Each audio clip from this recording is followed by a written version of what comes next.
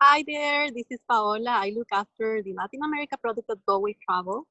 Today we're going to talk all things Ecuador with Jascivan. Jascivan is Go's local manager, and he is here to tell us all about the current situation in Ecuador and also show us a surprise. Jassi, how are you today? Hola, Pao. I'm very well. As you can see, the sun is shining. I'm in the mountains of Ecuador. Very excited to being able to spend some time in the outdoors during this weekend with my family in this beautiful lodge called Chilcabamba.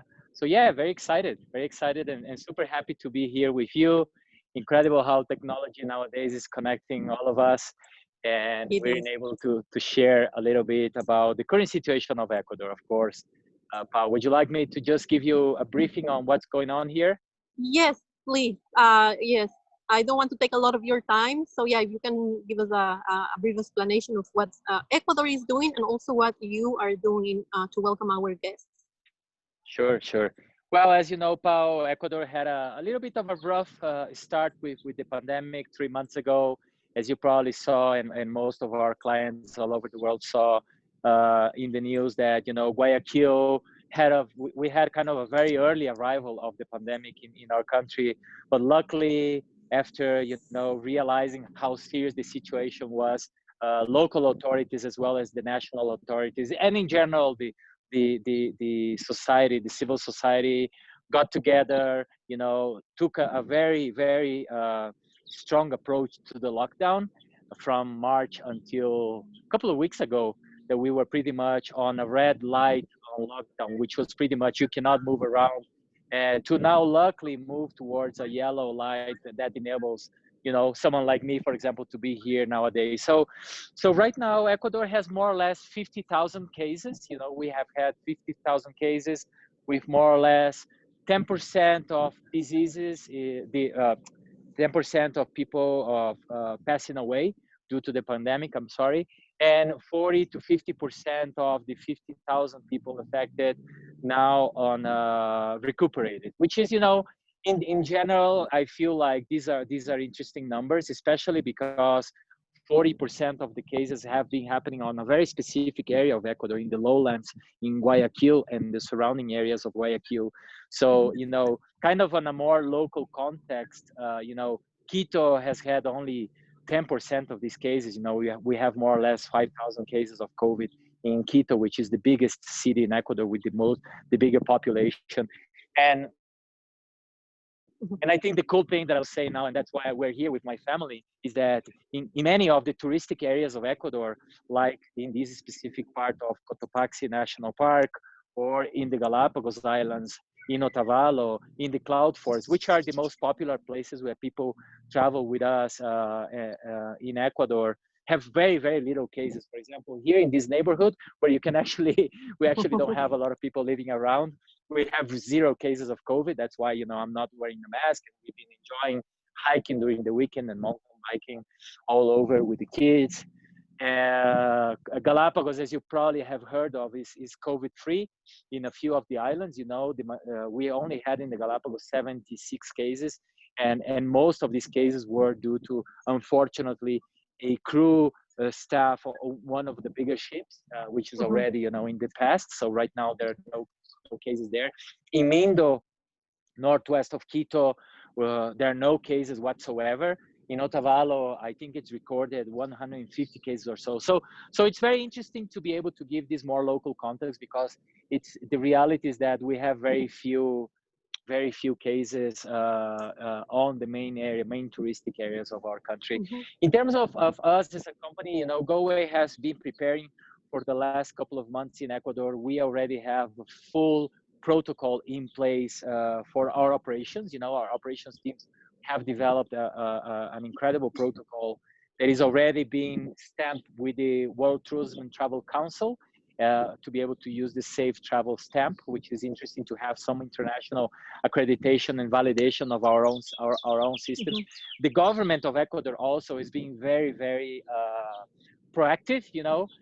I think the technical aspects of the Ministry of Tourism that did in Ecuador was to develop all of these protocols for hotels, for lodges like these, for transportation, for our guides. So we are really prepared. And I think as a community working together to be able to operate safely. Airports are already open, both international, both the only two international airports we have in Ecuador, Guayaquil as well as in Quito. They are both open. International flights are already getting into Ecuador from the US, and some from Europe are already scheduled. So, which is also great news, you know. Not everything is perfect, and we don't want to really open up for the world overnight. You still have to come with a 72-hour test they did on your home country, and you have to present this test in our borders at the airport, and you still have to quarantine, right? And if you Wow. haven't brought your own test, you have to do a test at the airport at your own cost. So you know, not all is perfect, but I think we are going towards a slowly reopening and being able to go back to business, which is Well, that's great. to us is exciting. Yeah, we feel is really exciting. This is very positive compared to the beginning of the pandemic.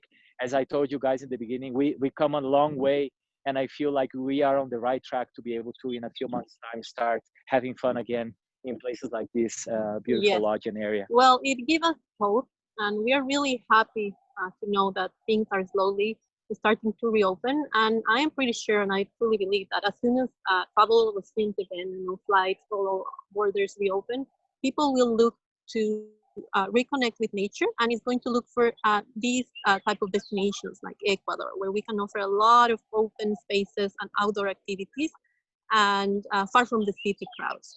And that is where you are located right now, right?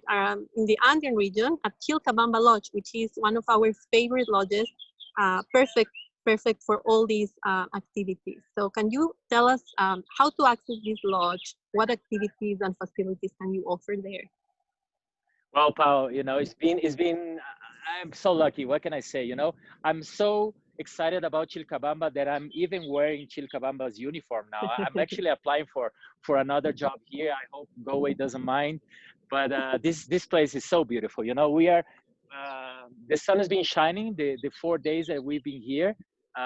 We are surrounded by a valley of volcanoes. You have, you know, Sincholagua, Paso Choa in the back, Rumiaui, and obviously Cotopaxi. Actually, Cotopaxi has been very shy during this weekend. We haven't seen much of it, but you know, I know it's there. You know, I climbed it a couple of times, so I'm pretty sure that I know what it is. But you know, Chilcabamba and in general, the northern border of Cotopaxi National Park, it's only 1 hour 30 minutes away from Quito. 1 hour 45 minutes from the airport, you know. So thinking about, as you just said, about the outdoors and nature destinations, like Ecuador is a nature destination as a whole, you know, with a quick drive, you could even avoid the city of Quito. You know, if we have clients who are really afraid of being, you know, in places with like cities, like a big city like Quito, where you will end up having to share with more people. If you want really people to disconnect and go straight into nature, this will be a fantastic place. You can drive from the airport and park right here at the lodge. So let me show you quickly what Yes, Chilcabamba is all please. about in terms of infrastructure, right? So pretty much what I have been learning about this beautiful place is that we have 3 buildings, right? 3 houses, this is a mountain refuge. This is not a boutique hotel or a city hotel. This is more of a family home in the mountains. That's how we felt, at least, because we had the lodge for ourselves during this weekend. You have in this couple of buildings here, which is actually one big house, you have 7 double rooms. So you have 6 standard rooms, you know, all of them with private bathroom, beautiful warm shower to have after a fun hike in the mountains. You know, very comfortable, fire pits on every single room, which is great. I'm going to try and show you one. And we have one beautiful suite as well right here that I'm walking towards the street. So great for families. You know, the cool thing about this, the way they build this place is that you kind of have independent access to smaller places of the lodge. So thinking about COVID, people will feel, even if they are completely in the open, they will feel very isolated from the rest of the groups in case you have more people in the lodge. So this is the suite. You know, part of you know, don't get really upset about the rooms not being made, but this is actually part of the protocols. you only set up the rooms when people are really arriving. So everything is disinfected when people arrive. So that's actually part of the protocol. So actually seeing a room that is not made up is a good sign that people are really understanding how they are supposed to do their job, right? So this is the suite. Actually is a very big room with this beautiful view of Pasto Ochoa, which is a volcano that is in the south part of Chilcabamba. As I told you, all of the rooms have these beautiful fire pits, you know, that we lit up. They lit up. Actually, I feel part of the staff now, but they lit up on every afternoon. So it's great when you go for dinner, you come back to your room, and you can start taking all of your layers out, because the rooms are super warm, which is, you know, really good when you are at 3,500 meters altitude. So right here on the left, you have another building, which is, you know, family rooms. And these are all actually awesome. And for the first time, you know, funny enough, because we are here with my mom, the kids love to sleep with the grandmother, so they didn't sleep with us. So we used a couple of the suites, but we also have family rooms, and these are actually our favorites, where you have 2 rooms sharing 1 bathroom, which is fantastic for families. And that's the other building. And the main house is right here. I'm gonna take a couple of steps. That's Alegria coming out, my daughter, with Canela, our dog. That's the main house. And that's where the restaurant is, and the social areas, and part of the the kitchen and admin. I'm gonna walk in and show you the action. Everybody's inside now. Actually, it's very sunny at this altitude. It can really burn you. But I was in the need of sunshine after 3 months in the house. So there we have. This is the restaurant. You have the team here playing cards. Actually, very normal for a Monday morning. So this is the restaurant where we have our breakfasts and our lunches, our dinners. You actually have a little social area here to sit up while waiting and having a drink before dinner. And obviously you have this big garden in the front that I'm gonna show you in a bit. That's Jose, our rock star. You know, Hi, he's Jose. kind of, everybody saying hi, Jose. Jose, say hi. Jose works with us for many years. Actually, he's more important than any building. Is he that we taking care have of the here. lodge? And he lives here with us. And he's part of the neighborhood. Yeah, he came with the lodge. He comes. He without Jose, I think Chilcabamba wouldn't exist. So we'll have to change the name. But so Jose is part of the local community. One of the beautiful things that the owners of Chilcabamba did is to hire only local staff. So Jose is one of the staff members that live here.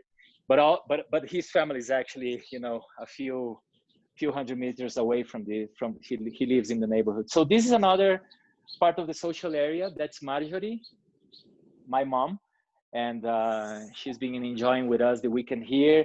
And in this social area, you have fire pits on everywhere. You have this beautiful furniture, and they have all of these little masks with thematics from the Andes and stories for people to enjoy.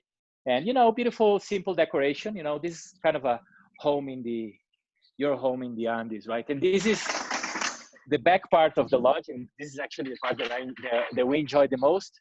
You have this beautiful little fire pit. We actually did some s'mores yesterday night, looking at the stars and learning about the constellations with the kids. And you have in the distance there, you have Rumiawi. I don't know if you can see it and appreciate the beauty of this valley, but actually Chilcabamba, one of the cool things about this place, Cotopaxi should be right there. You can actually see kind of the lower part, but you know, the beauty of the snow cap cannot be appreciated at this stage. And you have Sincholagua. So one of the cool things about this place is that it's surrounded by volcanoes. So it's very little wind. It's actually not cold at all. You can see I'm wearing just this little vest and a t-shirt. And you are very protected from the winds that usually are very aggressive in the Andes. So, you know, beautiful place, Pao. I think this is the place where our clients would love to hang out and spend some days and combine with obviously other of the beautiful natural areas of Ecuador that, as you know, is so diverse and interesting, right? In the north, we have Otavalo, you have the cloud forest. I hope I can make these videos in different areas in the next couple of weeks. You know, we'll be trying to. We would really like that. We would really like that. Yeah, Ecuador has so much to awesome. offer. I want to ask you that we can do at the lodge, Jassi? I know there are hikes, horseback riding. Tell us about that. Yeah, cool. You know, yeah, well, the cowboys of the Andes are from this area, Paul. They are called the Chagras. That's how we call them in Ecuador. And we do have, we work with the local community, right? So this is not a hacienda style kind of property. It's actually part of what I like, you know, it's kind of, it doesn't have that part of the history of conquering and everything. This is more of a place free of any of those backgrounds. So we try to work with the local community. So we have the neighbor who own the horses. They actually run the horseback riding trips inside the national park that right now is closed.